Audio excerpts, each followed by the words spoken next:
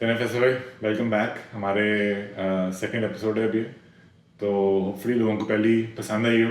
अब उसका तो हम कुछ नहीं कह सकते कि लोगों को आई पसंद की नहीं आई, बट ये है कि हमने कहा कि आज उनके पाकिस्तान का भी कौन सा है, थर्ड डे है, तीसरा दिन। यस पहला दिन तो वॉश आउट हुआ है ना। यस तो आपने कुछ तो नोटिस किया होगा कि अच्छा खासा पाकिस्तान हैज़ ऑलवेज हमें डिसअपॉइंट नहीं किया, क्योंकि एक ही दिन में आई गेस कितनी 10 दोनों 8 तो हमारी गिरी हैं विकटें। हाँ क्योंकि हम भी, अच्छा नहीं वो तो दूसरा दिन था ना। तो विद इन 2 डेज ये दोनों टीमें दो दफा ऑलमोस्ट कैप उड़ गई हैं थोड़ा भी चुके हैं बेसिकली। तो क्या आपका पिच का क्या ख्याल है, क्या कहते हैं पिच के बारे में? यार ये तो बड़ा इंटरेस्टिंग सिनेरियो सा डेवलप हो रहा है, क्योंकि पिच कवर्नर का हमें कहा कि फिर से ग्रीन टॉप होएगा और असिस्टेंस तो थी। तो आई गेस इस दफा पिच पड़ी भी सही गई है और पिच ने किया भी वही जो उन्होंने पढ़ा है।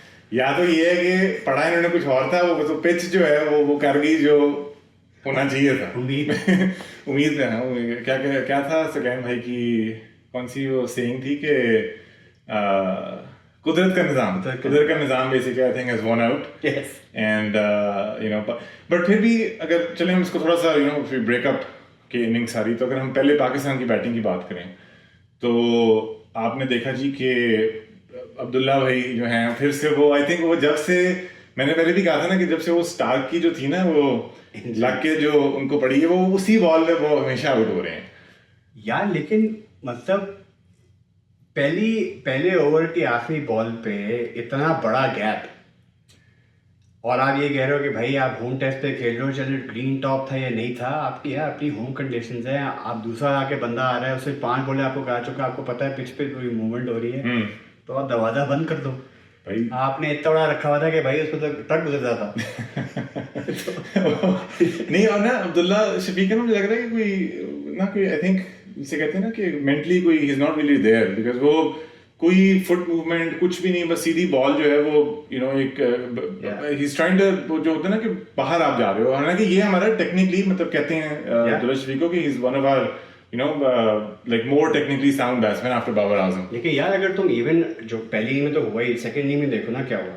वो बंदा उसको बेसिकली चैनल पे पिलाई जा रहा है, फिर उससे इतनी बार बॉल फेंकी कि वो दूसरी पिच पे गिरने वाली। और वो फिर भी गए मार। उन्होंने कहा कि नहीं भाई इसको तो मैं ही छोड़ूंगा, आपने पैर हिलाया नहीं, आपने बॉल एज दे दिया। मुझे लग रहा है कि वो बहुत सीरियस कोई मेंटल इशू चल रहा है कि वो मैं बता रहा हूँ ना, वो हमारे मिचेल भाई ने जो कराई है ना वो लेट स्विंग, वो भी 145 पे, उनका कॉन्फिडेंस का तहस नहस कर दिया। तब से वो काम खराब हुआ है। तो खैर अब्दुल्ला शफीक का तो जो भी था, उसके बाद आई थिंक ये हमारे शान भाई और ये साइम भाई ने कोशिश तो की थोड़ा सा कि स्टेबलाइज किया। फिर एज ऑलवेज पाकिस्तान ने प्रूव किया कि हम पिच तो कुछ नहीं करेगी, हम करवा देंगे जो हमने करना है ताकि मैच थोड़ा इंटरेस्टिंग हो जाए। Yes. तो एकदम से जो कोलैप्स हुआ है, फिर से हमारे किंग जो हैं वो अच्छा मुझे पहले आप ये बताएं कि ये बॉल थी आउट होने वाली। यहाँ तक कि तुम देखो यार, मतलब मुझे समझ नहीं आता कि बाबर का, ये सबको दुनिया को पता चल चुका है कि स्पिन भले वो लेगी हो जो गूगली है मुझसे पड़ी नहीं आती, और लेफ्ट आर्मर तो उसकी क्रिप्टोनाइट है। मतलब कि नहीं, मैं ये पूछना चाह रहा हूँ कि आप जब एक शॉट मार रहे हो तो या तो ना कि कोई गज कोई कि स्क्वायर टर्नर हो, कोई ऐसा रैंक टर्नर हो इंडिया में आप खेल रहे हो कि आपसे खेला ही ना जाए। ये तो एक सिंपल बॉल पिच हुई है और हल्की सी आई थिंक कितना कोई स्पिन हुई है, हाँ स्ट्रेट हुई है सिर्फ, स्पिन भी नहीं हुई। तो ये इतना हाई कैलिबर प्लेयर जो है वो क्या टैलेंट का डिस्मिस एग्जैक्टली। ये तो हुआ ना कि मुझे समझ नहीं आई, ये तो मैं जैसे जाऊँ शायद मैं भी ऐसे ना आउट होता, मैं शायद कैच दे देता। और ये फिलॉसफी मुझे समझ में नहीं आती कि अगर आप बॉल पढ़ नहीं पा रहे हैं उसके हाथ से, और अगर आपको पिच ज़्यादा टर्न नहीं हो रहा, तो या तो ये है कि आप स्पिन नेगेट करो किसी तरह आगे आओ, या फिर आप लाइन से बाहर निकल के उसको पैड अवे करो। लेकिन बैक फुट पे ये डटे रहना कि बस किसी तरह मैं यहाँ से कुछ किसी तरह निकाल दूं, मैं वो भी खेलूं, हमेशा उसी तरीके से आउट होना। ये एग्जैक्टली यही मैं कहने लगा था कि सेम डिस्कशंस आ रहे हैं बॉबी भाई के और सबसे, और इतना मुझे लगता है कि वही यार, मतलब मैं तो हमेशा पूछता हूँ, मेरे बाबर आजम फैंस जो होते हैं वो फिर गुस्से हो जाते हैं कि भाई क्या हम बाबर आजम को बहुत ओवर हाइप करते हैं। मतलब ये आपको लगता है कि आई मीन रन तो बहुत किए हैं बाबर ने, मतलब वो तो हमें मानना पड़ेगा कि मतलब पाकिस्तान में अगर आप स्पेशली अगर आप पाकिस्तान की देख रहे हो in the last may be 10 years, तो किसी ने तो रन नहीं किए। पर फिर जब इस तरह की परफॉर्मेंसेज आती हैं तो बंदा कहता है यार, जब ये कहते हैं कि हाँ यार वो रन तो वैसे जिम्बाब्वे के अगेंस्ट ही करता है या वो, तो आई थिंक थोड़ा सा अनफेयर से ये हुआ है कि जिस एरा में वो भी खेल रहा है और जिस एरा में वो ऊपर आया है उसमें आपके पास विराट, स्टीवन स्मिथ, जो रूट, रोहित शर्मा, इस तरह के बैट्समैन खेल रहे हैं। वो एक नेचुरल सी चीज बन जाती है कि हमने उसको हाइप करके इतना कर दिया कि अब उनके साथ कंपेयर कर रहे हो ना। यही मैं कहने लगा था कि हमने ओवर हाइप कर दिया ना। आई थिंक ओवर हाइप नहीं है यार। आई थिंक हमारे हिस्ट्री में पाकिस्तान क्रिकेट का अगर आप उस कॉन्टेक्स्ट में देखो तो maybe he might actually be one of the greats. ठीक है, इफ नॉट दी ग्रेट। हो सकता है जब तक वो करियर खत्म करेगा वो हाईएस्ट रन स्कोर होगा हर फॉर्म में। हाँ, तो उस लिहाज से वो वाकई में उतना हर चीज कॉन्टेक्स्ट भी तो देखनी होती है ना, क्योंकि वो ठीक है, मैं वो तो आप रन कर लो जाके 200 रन बना रहे हो आप। और मुझे बस ये होता है कि जो इसने इनिशियली खेला था तब बड़ा प्रॉमिस नजर आता था बाबर में ना। जब ये मैं उसे भी मैं देखा था हाईलाइट जिसकी गाबा की जिसकी इनिंग्स थी, जब ये गया है 2019 में जो गया था, ये बड़ा इसने जबरदस्त खेला था।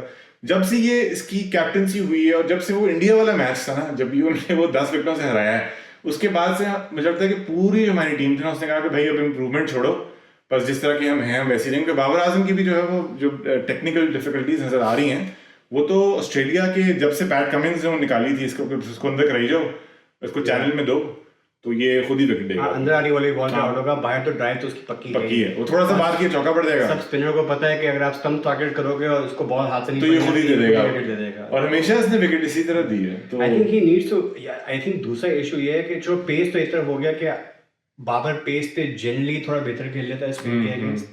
जो अंदर आने वाली बॉल है वो उसकी वीकनेस है। हर अच्छे बैट्समैन की कोई ना कोई वीकनेस होती है, लेकिन स्पिन पे स्पेसिफिकली जो सबसे बड़ा नुकसान है पाकिस्तान को बाबर के और सब बैट्समैन के लिहाज से कि हमारे पास कोई अच्छा स्पिनर नहीं। तो अब बाकी जो आप टीमों को देखो जो स्पिन के खिलाफ अच्छा खेल रहे हैं, उनके 11 में हर जगह पर एक अच्छा स्पिनर है। ऑस्ट्रेलिया बेहतर हुई हो कि नेथन लायन आ गया, इंग्लैंड बेहतर हुई हो कि स्वान खेलता जा रहा था, उसके बाद आप फिर मोइन अली खेल रहा है, राशिद अली खेल रहा है, अभी बशीर आ चुका है। तो हर टीम के पास में एक टॉप स्पिनर है, हमारे पास है ही। लेकिन बड़ा आपने ये, खैर मैं यही मेरी नेक्स्ट बात थी वैसे, कि मैंने कहता है कि जो हमारे ये मिस्ट्री स्पिनर थे मेरे नेम से ब्रार, उनकी जो इंक्लूजन हुई, हमने कहा था कि भाई उनको हम डालेंगे तो पिच भी जो है वो, हालांकि ग्रीन टॉप था, खिलाफ आपने स्पिनर दिया, आपने अपने 2 फ्रंट लाइन पेसर जो प्रीमियर पेसर्स हैं आपके, उनको आपने हटा दिया।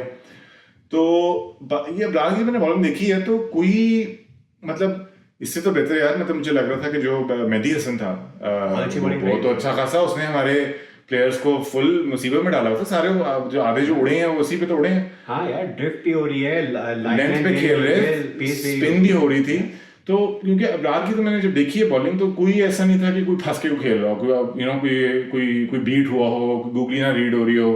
और मिस्ट्री तो जो मतलब मिस्ट्री स्पिनर का तो मिस्ट्री का मतलब ये है कि भाई मतलब शायद समझना है, तो मुझे तो नहीं लग रहा था कि कोई मसला हो रहा है। वो अपने लिए मिस्ट्री बन गया है और हमारे लिए भी। वही, उसको ये नहीं पता, उसको खुद नहीं पता, वो कह रहा है कि मैं ही मिस्ट्री हूँ बेसिकली, मैं I am mystery for my self. मेरी करियर मेरी जिंदगी दोनों मिस्ट्री बन चुकी। वो तो करियर मिस्ट्री बन जाना था अगर ये जो था हमारे पीसीबी चेयरमैन ना चेंज होते तो ये शायद खेलता ही ना, तो उसका करियर मिस्ट्री ही रहना था हमारे लिए बेसिकली। लेकिन यार उसने, अगर आप देखो तो एक तो लेंथ कंसिस्टेंट नहीं थी को, जो मेहदी जब बॉलिंग करा रहा था तो आपको ड्रिफ्ट भी मिल रही है, आपको पेस से थोड़ी परचेस भी मिल रही है, लेंथ वेरी हो रही है, पेस वेरी, वो बेसिकली बैट्समैन को सेटल नहीं होता था कि मैं किस पैर पे खेलूं। अब रार के अगर आप उससे हमें क्या कोई 20-22 ओवर 20 ओवर फेंक दिए थे, ठीक है, उसमें से शायद ही ऐसी बॉल होगी जिसपे उनको लेंथ का वेरी होता है ना, वो इतने आराम से खेल रहे थे कि यार ज्यादा तो फुल पेस ही आएगी, बाहर निकल के ड्राइव मार लो, और अगर थोड़ा सा अगर लेंथ वेरी है तो इतने हैं कि हम स्वीप मार सकते हैं। तो पीछे हो जाओ थोड़ा, तो क्योंकि ना तो कोई शार्प टर्न मिल रहा था नहीं, तो हालांकि वो टेक्निकली अगर देखा जाए he is a bit of a लेगी। हाँ मतलब तो श्रीलंकन जो बांग्लादेश के जो स्पिनर्स हैं वो तो उसको मीडियम पे सीधा खेल रहे थे। हाँ, मीडियम पे सीधा खेल रहे थे। और अच्छा दूसरा चक्कर ये था कि अब चलो ठीक है, अबरार आया, मैं ये समझ सकता हूँ कि यार मैच प्रैक्टिस नहीं है, बहुत अर्से से उससे बॉलिंग नहीं कर रही, ये तो डोमेस्टिक तो खेल रहा है इस लेवल पे, चलो ठीक है, इतना भी उसको दे दिया। आपने इतने कॉन्फिडेंस से पहले मैच के स्टार्ट में कहा कि भाई हम 2 स्पिनर खिला रहे हैं, एक सलमान कराएगा, ठीक है। पिछले मैच में आपने सलमान अली आया था, 50 ओवर फेंक दिया, इधर आपने फेंका ही नहीं, आप उसको एंड में लेकर आए, वो भी ओवर कराया उसने, ठीक है। और वो मुझे ऐसा लग रहा है कि वो उसका कोई फट्टा लगा हुआ है कैप्टन के साथ कि यार मैंने 50 मार ली है, अब देखो बॉलिंग ही कराऊंगा, बॉलिंग कराऊंगा, ठीक है, या तो बैटिंग आ गई या बॉलिंग आ गई, ये वाला गेम है। ये इसको नया नवाज बना देंगे ना, मुझे यही लग रहा है। हां, ये नया नवाज है हमारा, क्योंकि उससे पहली इनिंग बहुत अच्छी खेली है, लेकिन उसके बाद सब एक्सपेक्ट कर रहे थे यार कि जब स्पिन आएगी तो आपने इसको खिलाना है, खास तौर पे जब जिसके बारे में भी हम बात करेंगे, मोहम्मद अली साहब।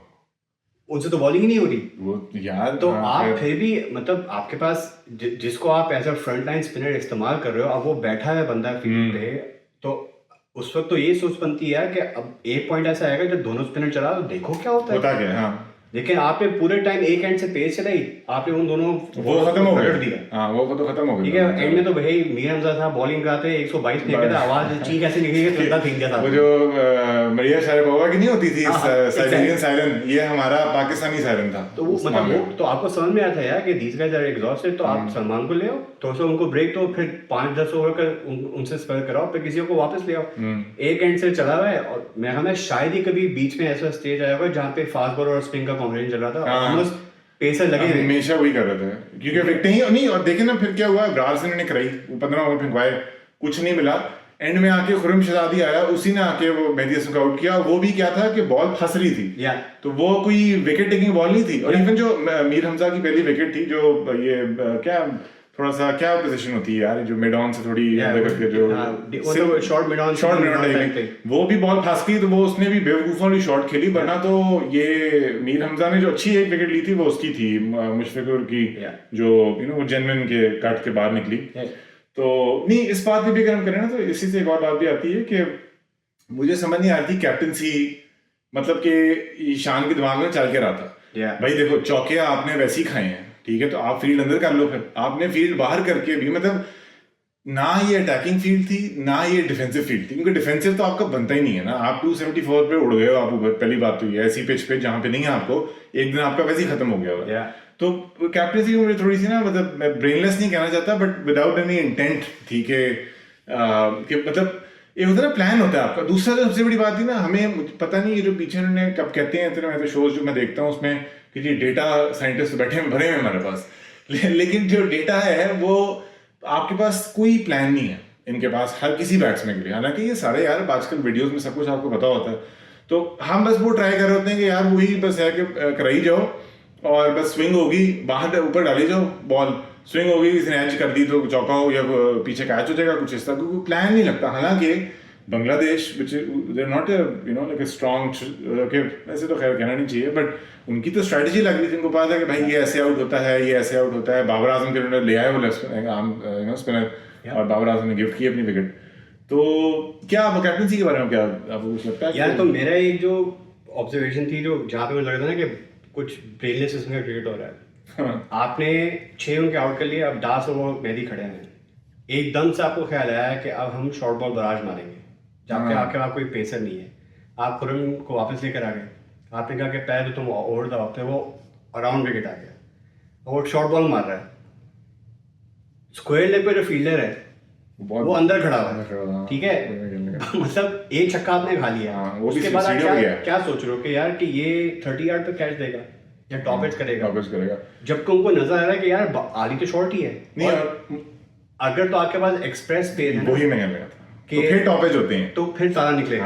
अगर एक्सप्रेस स्पेस नहीं है तो यार रिटर्न रास ने तो एक छक्का मारा खुरम को, उसे अहेड मतलब इन फ्रंट उसको मार दिया, तो इतनी टाइम था उसके पास, टाइम था। तो उसके बावजूद भी फील्डर बाउंड्री पे रख दो यार, अंदर क्यों लिया? पहली बात तो ये थी कि मुझे जो शॉर्ट बराज था ना, मुझे समझ नहीं आया, क्योंकि जब आपके पास जब पेस ही नहीं है ना, देखो जो शॉर्ट बॉलिंग का मेरे हिसाब से तो ये होता है कि डर आपको होना चाहिए ना। ये पेस होगी तो बैट्समैन के दिमाग में आपने डालना होता है कि भाई मैंने अगर ये कनेक्ट ना की तो मुझे पड़ जानी है बॉल। तो उस गेमा गेमी में जो बंदा होता है वो फिर कंफ्यूज होकर आगे पीछे ऊपर चीज़ें उड़ाता है। तो आपके बॉलर ही जो हैं वो आगे पिच करते हैं तो वो 130 पे बॉल जाती नहीं, तो आपको लग रहा है कि जब आप शॉर्ट कराओगे तो वो तो पीछे आराम से, उनके पास टाइम था कि हटके, और ना ही विकेट ने पेस है, नहीं यार मैं बॉल फंस भी रही है बेसिकली। तो प्ले डेविल्स एडवोकेट मैं उसको इतना क्रेडिट दूंगा कि उसको कुछ स्ट्राइक लिया, पिछले मैच में ये नहीं हुआ था, ठीक है। तो आप कह रहे हो कि अच्छा ठीक है यार ये अटक गए हैं, शॉर्ट बॉल बराज मारो शायद विकेट निकल जाए, ठीक है, now you trying to make something happen. लेकिन उसको सपोर्ट पे जो फील्ड प्लेसमेंट्स हैं, जो आप अच्छा आप दोनों को वही सेम चीज करा रहे हो, तो ठीक है, तो आप या तो ये करो कि अच्छा ठीक है एक को टारगेट कर लो, इसको मार फोर्स करो कि या तो तू कुछ कर, या तो तू बचेगा या तो तू मारेगा, और सिंगल उसको फंसा दो ना एक ही साइड पे, रन रोको। अब आप क्या कर रहे हो कि अब वो एक बॉलर है, वो 6 बॉलें फेंक रहा है, दोनों वो सिंगल भी ले रहे हैं, वो स्ट्राइक पे आ रहे हैं, दोनों को पहले से पता है कि भाई आने का शॉट है, तो और या फिर ऐसा नहीं कर लो कि चलो ठीक है यार ब्लफ कर लो कि आपने अगर आपने वहाँ पे डीप स्क्वायर ले ही लिया है तो बीच में यॉर्कर ट्राई कर लो। मतलब बेसिकली ये था कि वहाँ से ऑर्डर आ गया, शॉर्ट बॉल मारनी है, और उन्होंने खुद उसको सोचना छोड़ दिया कि मैं क्या करूँ, वो आगे 6 की टप्पे मारा और वो ना जो उसकी स्ट्रेंथ है वो उस पर आपने इतना एकदम से स्कोरिंग रेट इतना तेज बढ़ गया कि वो अब आप ये कह रहे हो कि भाई वो तो छोड़ो, फॉलो ऑन तो छोड़ो, अब लीड बचाने की बात है, लीड बचाने की बात है। हाँ, सही बात। और वही हुआ कि आपने उनको 26 for 6 से उसके आगे वो 225 रन बना के चले गए, 138 कर गए, लेकिन आज की इनिंग्स तो बहुत अच्छी थी, बहुत अच्छा। Nothing to take away from Bangladesh, बहुत अच्छी बैटिंग की थी। और भाई वो तो आप ये सोचें कि शुक्र करें कि मेहदी की वो जो बॉल फंस गई उससे कॉटन बोल्ड हो गया। हाँ, वो था तो ये वो भी 200 कर देना था, उसने भी मारना था 150, तो आपने तो 350 खा के आपने इनिंग से हार जाना था। मुझे तो ये लग रहा था, वही ट्रैक चल रहा था। अब अच्छा, अब चलो करा के आपने किसी तरह आउट कर भी लिए, आपको 2 ओवर मिले यार, आपका मतलब अच्छा ओपनिंग बैट्समैन जो है वो यार वो 2 ओवर सर्वाइव नहीं कर पाए। नहीं, और मुझे आप ये बताएं कि अच्छा ये नाइट वॉचमैन की जो पॉलिसी है ना, मुझे लगता है कि नाइट वॉचमैन भी हम ऐसे फॉलो करते हैं कि जिस तरह ये 1980 से क्रिकेट हो रही है कि नाइट वॉचमैन आने ही आना है। मुझे आप ये बताएं, अच्छा पहली बात ये है कि जब नाइट वॉचमैन आया, चलो आपने कह दिया कि नाइट वॉचमैन आ जाता है, ठीक है, साइम जो है वो जी सिंगल जो है वो रिफ्यूज कर रहा है, नाइट वॉचमैन को हटाओ, तुम फेस करो, वो तो सिर्फ इसलिए है कि दूसरा एंड बचा रहे कि अगर दूसरे एंड पे उड़ता है तो कोई बड़ी विकेट ना गिरे। अच्छा वहां पे, और फिर तुमने एंड में तुमने उसको आगे भाई तू आजा आगे फेस को, ओके, मतलब पूरा ओवर, हाँ पूरा। ये लग रहा था कि नाइट वॉचमैन इसलिए आ रहा है कि भाई हमें बचा के रखो। हालांकि यार आप जो बैट्समैन है, मुझे ये बताएं कि आपको क्या लगता है कि जो एक प्रॉपर बैट्समैन है वो आके बिल्कुल लास्ट के 2-3 ओवर वो सर्वाइव, बेहतर चांस उसको सर्वाइव करना कि जो नाइट वॉचमैन है, स्पेशली कि जो अगर उनको ये डर है कि इस तरह की कोई बॉल पड़ गई, नई बॉल, जो कि क्योंकि किस्मत की बात थी ना, अब्दुल्ला शफीक भी जो बेचारा आउट वैसे हुआ है, वो तो उसी बेचारे को ऐसी बॉलें पड़ी हैं जो कि और तो कोई भी होता उसने आउट हो देना था, वो तो किस्मत की बात है। तो इनको ये क्या कोई कंजर्वेटिव मेंटालिटी नजर आती है ना कि भाई हमें कोई ये ना कोई भेज दो कोई, और वो जो नहीं होता कि कोई अनहोनी आउटलायर के लिए हम डर रहे हैं, तो हमने एक अपना जो फ्रंट लाइन बैट्समैन है जिसने आगे भी, भाई तुमने कल सुबह तो आनी है ना, अब आ गया ना कल सुबह, तो सुबह नहीं होना, जो रात को जो होना था वो सुबह नहीं हो सकता यार। ये मुझे नहीं समझ आती है। अगर आप देखो तो generally around world cricket night watchman ज्यादा लोग इस्तेमाल, खत्म हो गया वो कॉन्सेप्ट। उसकी वजह ये है कि तुम्हारी बात बिल्कुल सही है कि चांसेस के प्रॉपर बैट्समैन एकदम से नई बॉल को फेस कर लेगा वो ज्यादा आसान है बनाए कि आप नए जो बैट्समैन ही नहीं है, ठीक है, पुरानी बॉल पे मैं समझ सकता हूँ, दिन खत्म हो रहा है, 50-60 बॉल ओवर हो चुके हैं, आप कह रहे भाई तू आके 1-2 ओवर खेल रहे। पहली बात तो ये, दूसरी बात ये है कि ज्यादातर जो टीमें हैं, जो वर्ल्ड क्लास टीम्स हैं, उनमें आप जितने भी बॉलर देख लो सब बैटिंग कर सकते हैं। अभी आप 10 सेकंड के तो देख लें, 100 मार के चला गया, ठीक है। हमारे यहाँ जो बॉलर हैं वो आगे ऐसे बैटिंग करते हैं जैसे 90 से जमाने में टेलेंडर्स होते थे, कि ना पैर हिलते हैं, बाएं बैट लटका दो कि भाई अगर बॉल स्विंग हो गई तो शायद मेरा लाइन कवर हो जाए, वरना मैं तो स्टंप खो के खड़ा हूँ, जो मारना मार छोड़ दो ना उनको, साथ में दुआ कीजिए। आप टेक्निकली दूसरे दिन के एंड पे आप टॉप पे थे, ठीक है, क्योंकि मैच इस तरह बैठा हुआ था कि यार क्या अगर अगले दिन आके पाकिस्तान ने शुरू में कोई धमाल कर दी ना तो ये गेम जीत सकते। एग्जैक्टली। आपने तीसरे दिन जो टेक्निकली दूसरा दिन है टेस्ट मैच का, उस पे आपने पहले उनको 26 पे 6 आउट करके आपने उनको 250 से दिया। उसके बाद फिर आप की इतनी फटी हुई थी कि आपने कहा यार कि हम 2-3 ओवर सर्वाइव नहीं कर सकते, तो जैसे अब्दुल्ला आउट नाइट वॉचमैन को भेज दो, और जो फ्रंट लाइन बैट्समैन है उसकी इतनी फटी हुई है कि वो नहीं जा रहा, वो आगे नहीं आया। तो जनरली जो है आपको नजर आ रहा है कि पूरे के पूरे मैच में जो मोमेंटम है वो एक पूरा बांग्लादेश के हाथ में आ चुका है। तो अब तो वही बात होगी ना कि जिस तरह ये लोग खेल रहे हैं, मुझे नहीं लगता कि तीसरे दिन ये आगे कुछ सर्वाइव कर पाएंगे। और इस वक्त ये है कि, और ये शान ने आना था तीसरा, तो बंदा कहे शान को भाई तुम क्या इतना तुम डर रहे हो यार कि क्या हो जाना यार, कौन सा कोई बम फेंक देंगे वो, क्या हो गया। तो यार मुझे सच्ची बात इस वक्त मुझे लग रहा है मेरे हिसाब से कि पाकिस्तान का जीतने का चांस बहुत कम है।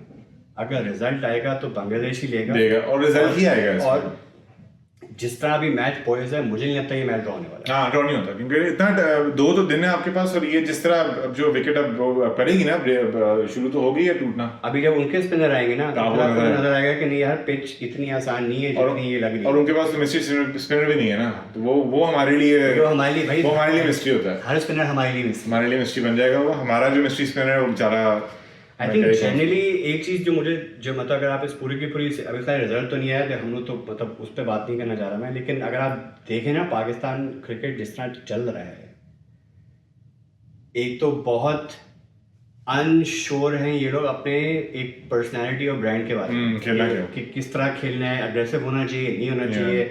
एक तरफ आप बहुत अग्रेसिव होना चाह रहे हो कि चढ़ के खेलो, दूसरी तरफ ये हो रहा है कि अच्छा ठीक है भाई अब एक ओवर बच गया है, नया बॉल है तो उसको टेलेंडो को राइट वॉचमैन के तौर पर भेज दो।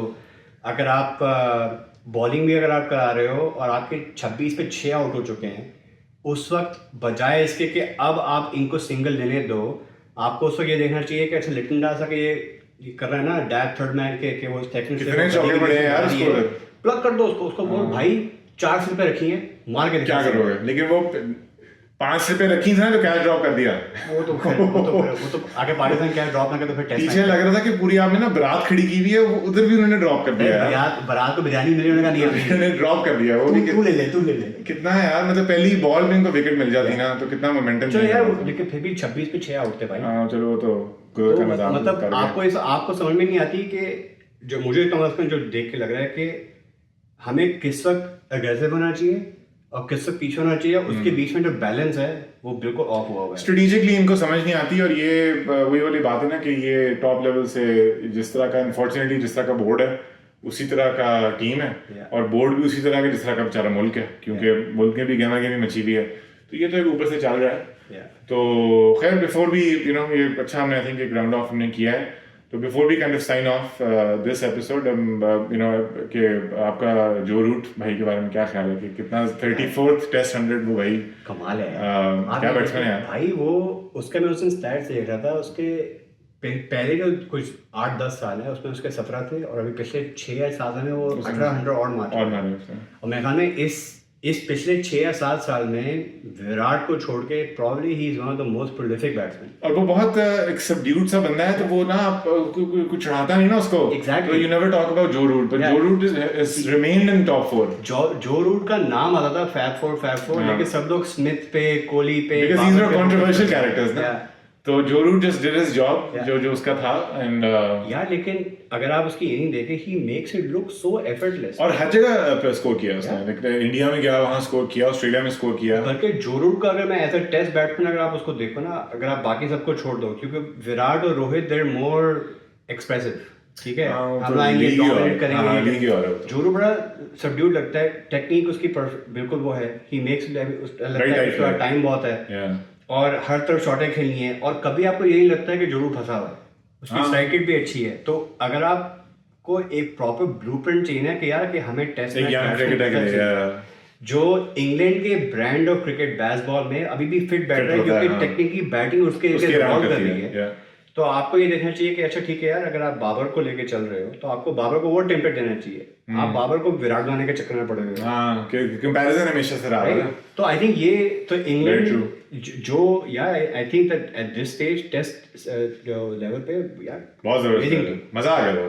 और मतलब अच्छा ठीक है, इंग्लैंड को तो हम दे रहे हैं कि आपने जो रूट किया, आप ये देखो अच्छा ठीक है, तो वो अभी नया लड़का लेकर आए बहुत जबरदस्त ऑलराउंडर है। मुझे लगा था तो I always thought he was a bowler only, वो तो ऑलराउंडर निकला है यार। 100 मार के हमारे प्लेयर से 100 नहीं हो रही, हमारे टॉप ऑर्डर से 100 नहीं होती, वो 100 कर गया। लेकिन आप ये देखें कि उस मतलब क्या समर है यार, मतलब 7 टेस्ट मैच खेले उसने, 35 के करीब विकेटें हो चुकी हैं, 100 उसने आके मार दिया है, मतलब फील्डर वो अच्छा है। इससे ना आपको एक खैर ये लंबी नहीं करना चाहता इसको, बट इससे ये बात निकलती है कि जो हमारा डोमेस्टिक प्रोडक्ट होता है ना, जब वो आता है ना इंटरनेशनल लेवल पे, तो वो लगता है कि ये तो बिलोंग ही नहीं करता है यहाँ पे, ये तो क्लब क्रिकेटर है। और जो इनका आता है डोमेस्टिक प्रोडक्ट, वो ऑलमोस्ट देयर, वो थोड़ा बहुत ऊपर नीचे होता है। तो इससे पता चलता है कि हमारा कितना, या एक तो मेरिट बेस्ड हमारा इशू है ही, बट हमारा जो प्रोडक्ट जो हमारा डोमेस्टिक लेवल पे चल रहा है वही, और ये एसेंशियली पाथवेज नहीं है ना, लाइक ना ट्रेनिंग प्रोग्राम सही नहीं है। खैर इससे भी हमें करनी चाहिए गुफ्तगू नेक्स्ट टाइम। यार एक तो एपिसोड बनना चाहिए हाँ, इस पे हमारे डोमेस्टिक के क्या है, लॉट्स टू टॉक अबाउट। कुछ हुआ अगर लोग कमेंट करें और बताएं हमें कि अगर you guys want us to talk about this kind of stuff. But चलें आज के लिए साइन ऑफ करते हैं और देखते हैं कि कल हमारी जो पाकिस्तान टीम है वो किस किस्म का गोल खिलाती है। और अगर कुछ इंटरेस्टिंग हुआ तो you see us back, and otherwise कुछ इंटरेस्टिंग ना हुआ तो फिर you might like in a couple of days. But thank you so much Faisal भाई, आपका time. Historic something historic about, हाँ कुछ ना कुछ हिस्टोरिक होना है, अब ये नहीं होता कि क्या है, बट देखेंगे। चलो जी, हो गया। Thank you sir.